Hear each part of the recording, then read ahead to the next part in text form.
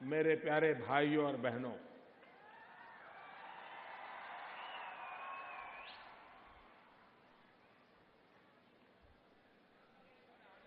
कल मैं मां गंगा के पास था। आज मां नर्मदा के पास हूं।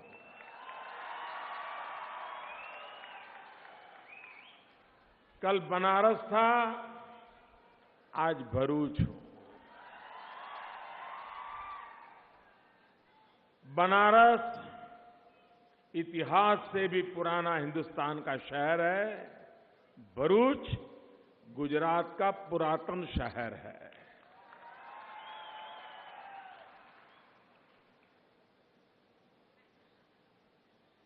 भाइयों बहनों,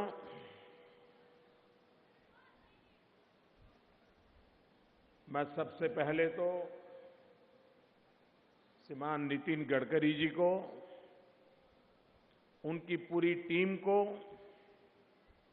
गुजरात सरकार को हृदय से बहुत बहुत अभिनंदन करता हूं।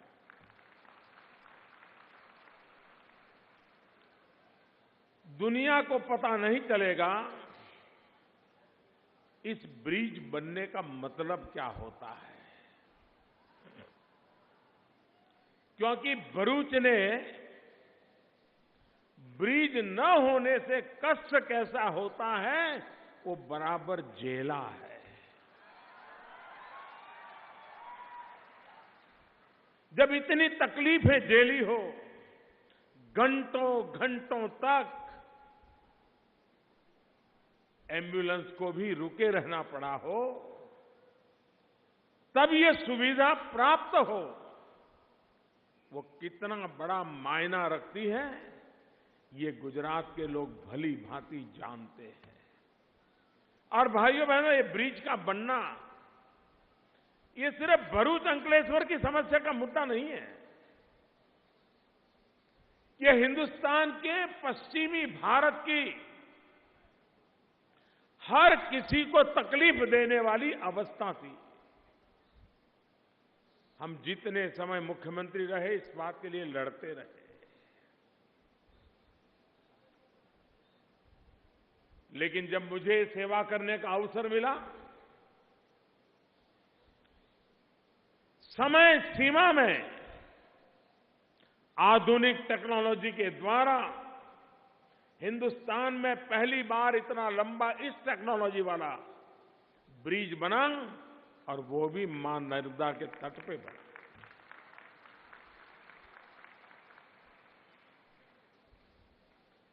नितिन जी ने जिस धगस के साथ इस काम को हाथ में लिया, रेगुलर फॉलोअप किया, उनके डिपार्टमेंट की पूरी टीम परिणाम लाने के लिए प्रयासरत रही, और उसी का नतीजा है कि आज हम इस ब्रिज का उद्घाटन कर पा रहे हैं। अभी मैं उत्तर प्रदेश में था, चुनाव सभाओं में अलग अलग इलाके में जाता था, तो लोग मुझे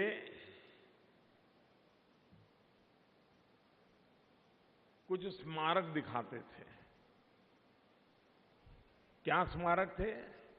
कोई कहता था, साहब वो दूर जो दिखता है ना खंभा, पिलर दिखता है ना, ये 15 साल पहले ब्रिज का शिलान्यास हुआ था, अभी तक 2 खंभे डले हैं, आगे नहीं हुआ है। काशी में भी 13 साल पुराना एक स्ट्रक्चर लटका पड़ा हुआ है। मैंने कहा, अच्छा होता आप भारत सरकार को दे देते, मैं आकर के इसको पूरा कर देता। एक तरफ देश में कोई भी काम 10 साल, 12 साल, 15 साल, और ये सामान्य लगता था, उसके सामने निर्धारित समय में कार्य पूरा करने का कल्चर जो गुजरात में हम लोगों ने लागू किया था, आज पूरे हिंदुस्तान में लागू करने की दिशा में हम काम कर रहे हैं। भाइयों बहनों, आज मुझे दहेज जाने का सौभाग्य मिला।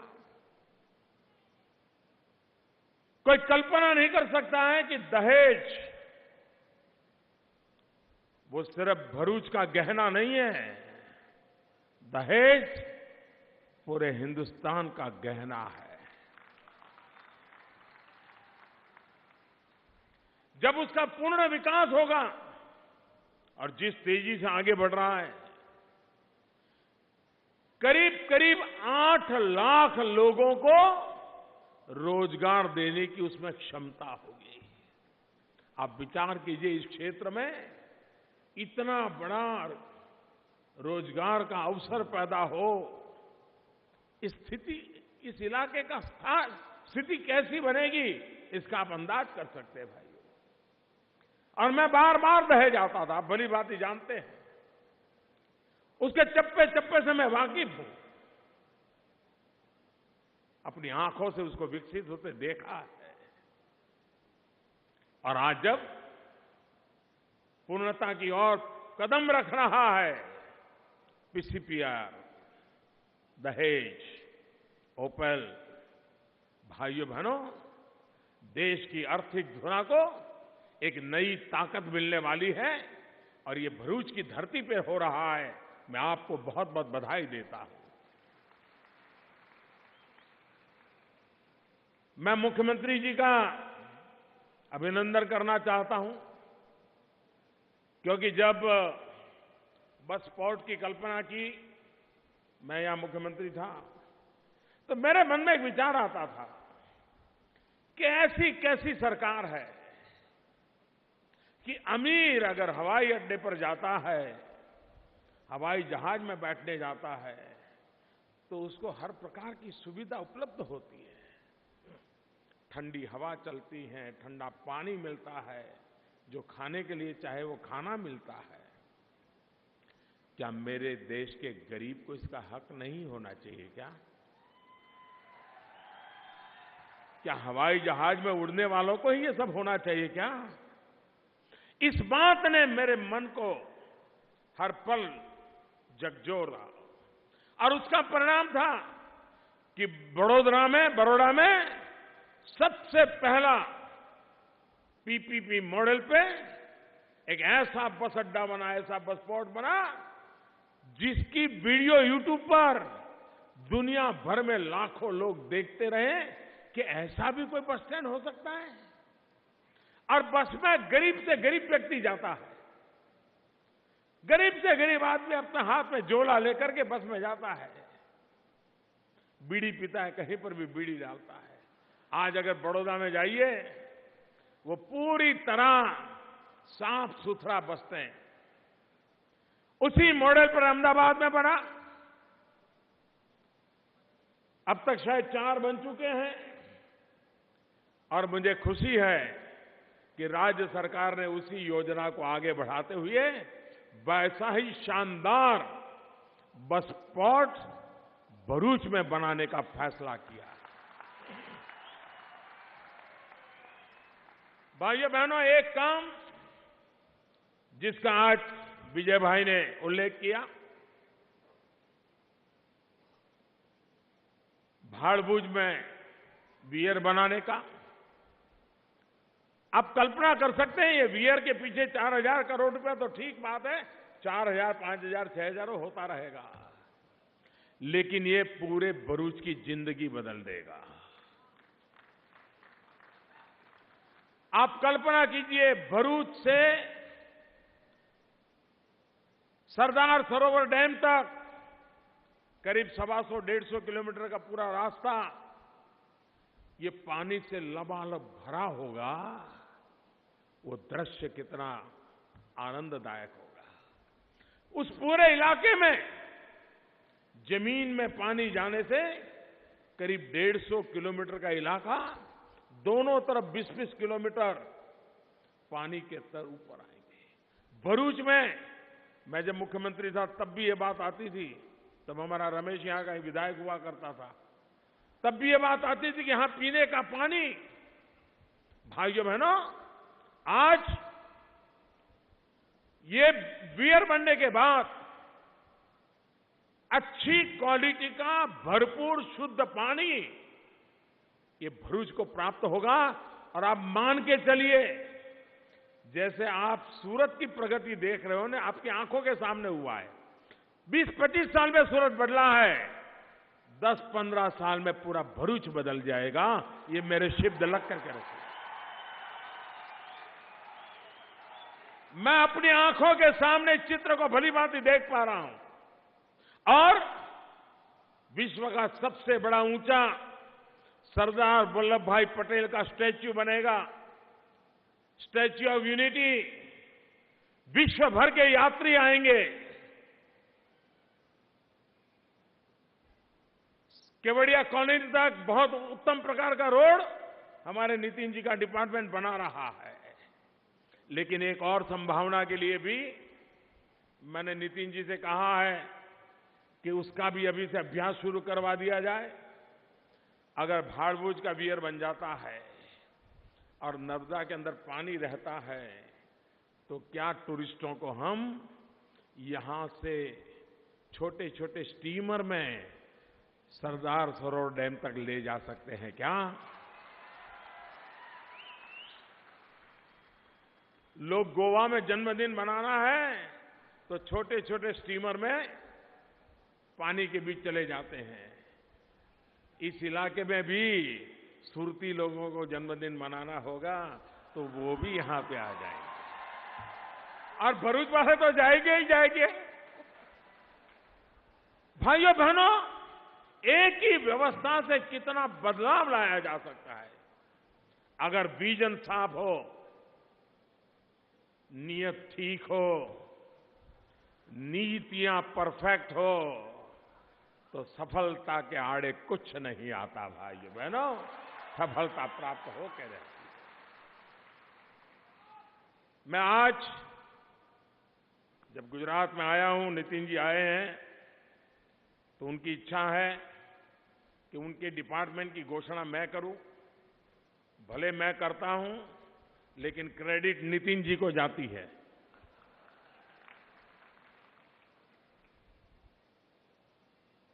ये उनकी कल्पना और उनकी साहसिक निर्णय करने की जो क्षमता है, उसी का परिणाम है। उनके डिपार्टमेंट ने निर्णय किया है और मुझे खुशी होना बहुत स्वाभाविक है। उन्होंने गुजरात में 8 हाईवेज को नेशनल हाईवे में कन्वर्ट करने का निर्णय किया। ये करने में करीब करीब 12,000 करोड़ रुपया इन्वेस्टमेंट होगा। 12,000 करोड़ रुपया अकेले नितिन जी के डिपार्टमेंट से ये 8 रास्तों पर 12,000 करोड़ रुपया लगेगा।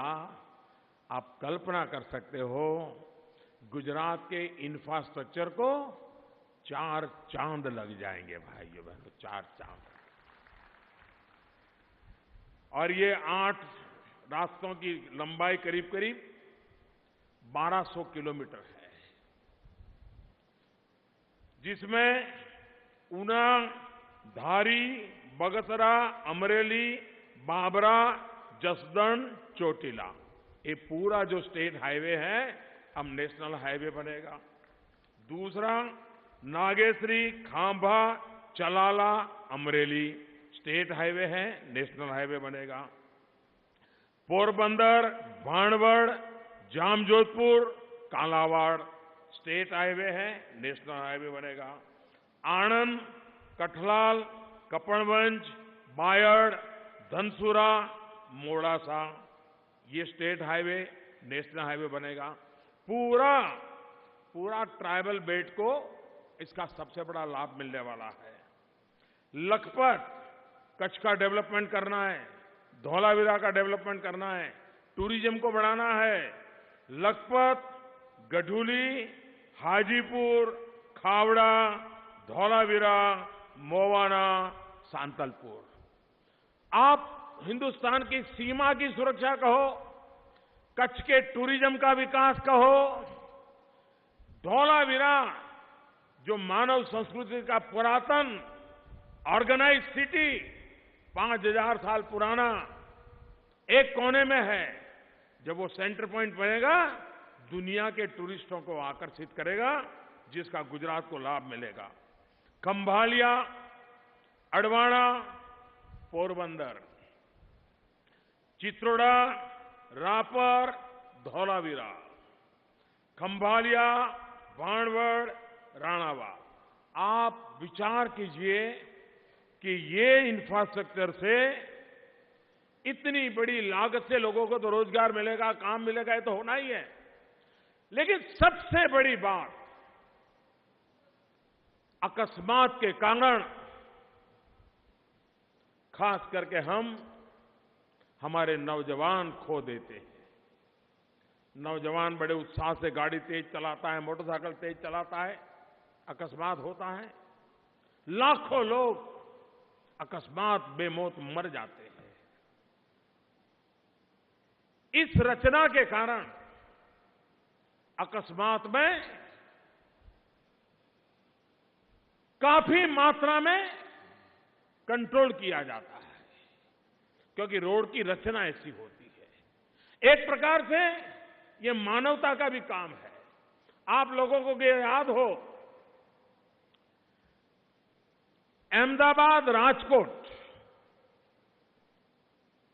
बगोदरा, कोई दिन ऐसा नहीं जाता था कि बगोदरा के पास अकस्मात न हुए हो और रात में 2-4 लोग मरे न हो। डेली जब केशुभाई पटेल मुख्यमंत्री बने, उन्होंने इस दृश्य को रोज देखा था। वो राजकोट से आते जाते थे। हमारी पार्टी के भी कई वरिष्ठ नेता अहमदाबाद राजकोट हाईवे पर एक्सीडेंट में मारे गए थे। और मैं अहमदाबाद में, तब तो मैं राजनीति में नहीं था, औसत मुझे रात को फोन आता था कि इतना बड़ा अकस्मात आया हुआ है, डॉक्टर के पास पहुंचाने में कोई मदद कर दीजिए। जब केशुभाई मुख्यमंत्री बने तो उन्होंने बड़ा महत्वपूर्ण काम किया। अहमदाबाद राजकोट के रोड को 4 लाइन कर दिया। अकस्मातों में बहुत बड़ी कमी आ गई, बहुत बड़ी कमी आ गई। ये नेशनल हाईवे का नेटवर्क, ये इस प्रकार से बहुत बड़ा सुरक्षा की दृष्टि से, मानवता की दृष्टि से एक व्यवस्था खड़ी हो रही है। अब रोड का मॉडल भी हमने बदल दिया है। रास्ते पर व्यवस्थाएं भी विकसित हो, रास्तों के नजदीक में हेलीपैड भी हो, रास्तों के नजदीक में खान पान, शौचालय, ये सारी व्यवस्थाएं उपलब्ध हो, क्योंकि ट्रैफिक लोग जाते आते हैं, उनको ये व्यवस्था मिले, वॉशरूम मिल जाए। ये सारी व्यवस्थाओं के युक्त नेशनल हाईवे बनाने की दिशा में और आधुनिक रास्ते, नितिन जी अपनी नई कल्पनाओं के साथ इस काम को लगे हैं। एक सागरमाला प्रोजेक्ट, देखिए, एक दिल्ली में एक ऐसी सरकार बैठी है जो टुकड़ों में नहीं सोचती है। हम समस्याओं का समाधान करने की दिशा में सोचते हैं। हमने एक सागरमाला योजना बनाई। इस सागरमाला योजना के तहत भारत का पूरा नक्शा आप जहां ड्रॉ करते हो, उस पूरा का पूरा इंफ्रास्ट्रक्चर से बंध जाना चाहिए। रोड से कहीं पर भी डिस्कनेक्ट नहीं होना चाहिए। एक छोर से निकले तो उसी रोड से पूरे हिंदुस्तान का भ्रमण करके आप वापस आ सकते हैं। ऐसी एक सागरमाला प्रोजेक्ट, भारतमाला प्रोजेक्ट, इसकी हम रचना कर रहे हैं। इस भारतमाला से रोड का नेटवर्क होगा, सागरमाला से जो समुद्री तट है उसके इंफ्रास्ट्रक्चर का काम होगा। भारतमाला और सागरमाला पोर्ट लेड डेवलपमेंट को एक नई ताकत देगी। और उसके कारण अकेले पोर्ट सेक्टर में सागरमाला के तहत 8 लाख करोड़ रुपए से ज्यादा नया पूंजी निवेश आने वाले कुछ ही वर्षों में करने की दिशा में हम आगे बढ़ रहे हैं। और उसका परिणाम गुजरात को विशेष लाभ मिलेगा। यहां के बंदरों का विकास होगा, यहां के बंदरों से जुड़ी हुई रेल हो, रोड हो, कनेक्टिविटी हो, उसका लाभ मिलेगा। एक प्रधानमंत्री कृषि सिंचाई योजना हमने लागू की है। आप हैरान होंगे हमारे देश में सरकारें कैसे चली हैं। डैम तो बना दिया, लेकिन डैम से पानी कहां ले जाना, कैसे ले जाना, उसकी योजना ही नहीं बनाई। 20-20 साल पहले डैम बने हैं, पानी भरा पड़ा है, कैनाल नहीं है। मैंने ऐसा सारा खोज करके निकाला और करीब 90,000 करोड़ रुपया से प्रधानमंत्री कृषि सिंचाई योजना के तहत डैम टू ड्रीप, यानी ड्रीप इरिगेशन करने तक, खेत में डैम से लेकर के ड्रीप इरिगेशन तक पूरा चेन खड़ा करना, 90,000 करोड़ रुपया लगा करके किसान को पानी पहुंचाने का पूरे देश में ऐसे बंद पड़े प्रोजेक्ट थे, उस पर काम में लगाया है। देश आधुनिक होना चाहिए। हम पुराणपंथी जीवन नहीं जी सकते। 20वीं सदी में रह करके हम 21वीं सदी की दुनिया का मुकाबला नहीं कर सकते। अगर 21वीं सदी के विश्व का मुकाबला करना है तो हमें भी अपने आप को 21वीं सदी में ले जाना होगा। और ये मान के चलिए भाइयों बहनों, अब हिंदुस्तान दुनिया के साथ बराबरी करने के मैदान में आ गया है।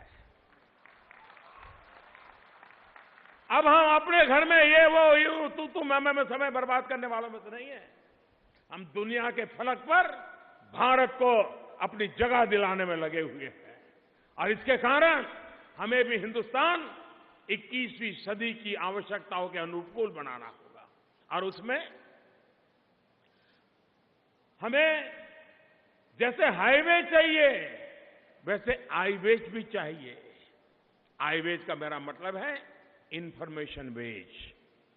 पूरे देश में ऑप्टिकल फाइबर नेटवर्क,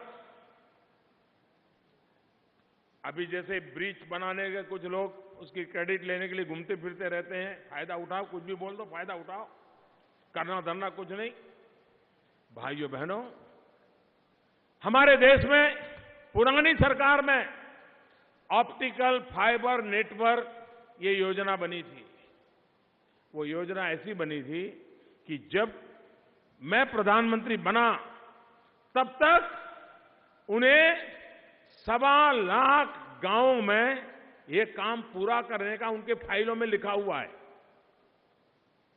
2014 मार्च तक 1.25 लाख गांवों में ऑप्टिकल फाइबर लगाना ये पुरानी सरकार का निर्णय था, योजना बनाई थी। और जब मैं प्रधानमंत्री बना तो मैंने पूछताछ की। मैंने कहा भाई 1.25 लाख गांवों में से कितना हुआ? आप सोचोगे कितना हुआ होगा भाइयों? 1.25 लाख गांवों में से कितना हुआ होगा? कोई सोचेगा 1 लाख हुआ होगा, कोई सोचेगा 50,000 हुआ होगा। जब मैंने हिसाब लिया तो सिर्फ 59 गांव, 50 और 9, 60 भी नहीं, इतने गांवों में ऑप्टिकल फाइबर लगा था। अब ये काम करने के तरीका था, हमने काम हाथ में लिया। इस देश में 2.5 लाख पंचायतें हैं, 2.5 लाख पंचायतों में ऑप्टिकल फाइबर नेटवर्क डालना है। अब तक 68,000 गांवों में काम हो चुका है। कहां 59 और कहां 68,000, ये फर्क है भाइयों बहनों।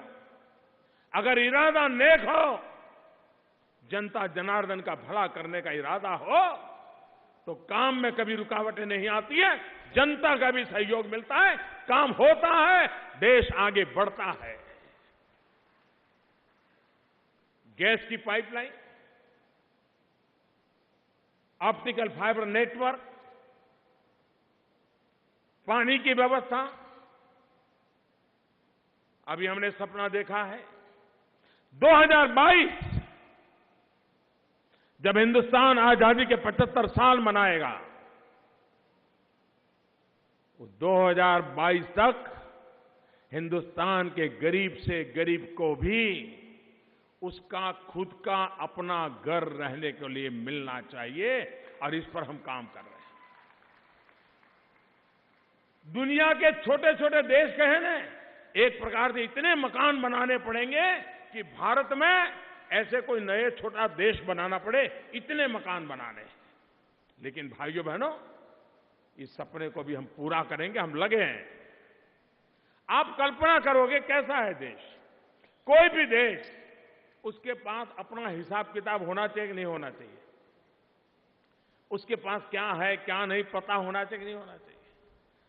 मैं जब प्रधानमंत्री बना तो मैं मीटिंग ले रहा था, शुरू में मैंने कहा, भाई बताइए हमारे देश में आइलैंड कितने हैं? जैसे हमारे यहां अलिया बेट है या हमारा बेट द्वारका है, ऐसे आइलैंड कितने हैं? ये मैं पूछता था। अलग अलग डिपार्टमेंट, कोई 900 कहता था, कोई 800 कहता था, कोई 600 कहता था, कोई 1000 कहता था। मैंने कहा क्या सरकार है भाई, ये इतने कहता है, ये इतने कहता है, कोई गड़बड़ लगती है। फिर मुझे पता चला कि किसी ने साइंटिफिक स्टडी नहीं किया था। अब भारत के पास कितने आइलैंड है, इसकी क्या विशेषता है, क्या हिंदुस्तान को आगे ले जाने में इसका कोई उपयोग हो सकता है क्या? मैं हैरान था भाई, उनके पास जानकारी नहीं थी। मैंने एक टीम बिठाई, सैटेलाइट टेक्नोलॉजी का उपयोग किया और पूरा खाका खोल करके निकाल दिया। भारत के पास 1300 से ज्यादा आइलैंड है, 1300 से ज्यादा, और उसमें कुछ आइलैंड तो सिंगापुर से भी बड़े हैं। यानी हम हमारे आइलैंड का कितना विकास कर सकते हैं, कितनी विविधताओं से भर सकते हैं, टूरिज्म के डेवलपमेंट के लिए क्या कुछ नहीं कर सकते हैं। भारत सरकार ने एक अलग व्यवस्था की है और आने वाले दिनों में हिंदुस्तान के समुद्री तट पर जितने टापू है, अभी उसमें से 200 छान करके निकाले हैं। पहले तौर पे उन 200 के विकास का एक मॉडल तैयार हो रहा है। भाइयों बहनों, अगर ऐसी चीजें बनती है तो सिंगापुर चक्कर काटने की क्या जरूरत पड़ेगी? सब कुछ मेरे देश में हो सकता है भाइयों। हमारा देश सामर्थ्यवान है, शक्तिवान है। हम विकास की नई ऊंचाइयों को पार कर सकते हैं।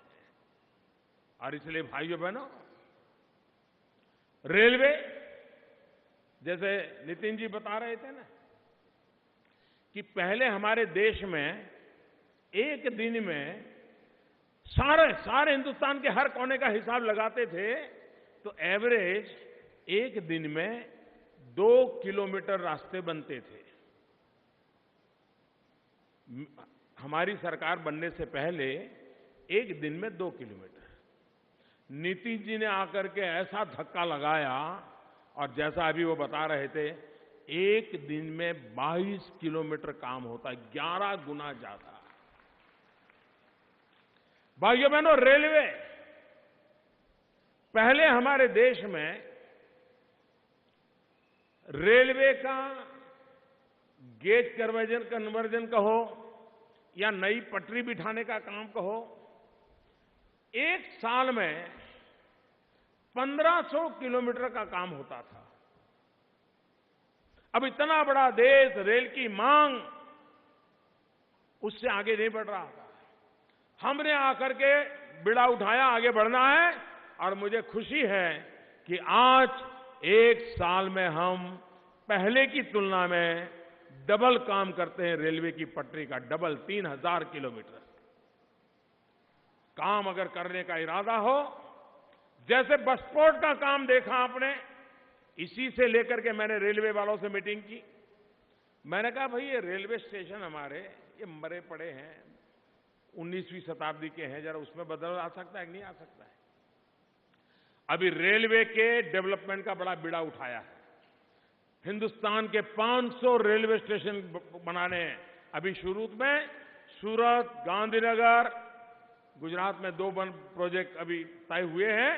आने वाले दिनों में सभी रेलवे स्टेशन मल्टी स्टोरीड क्यों ना हो।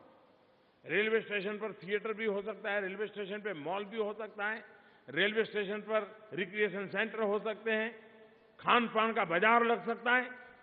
पटरी पर गाड़ी चलती रहेगी, बाकी जगह का तो उपयोग होना चाहिए।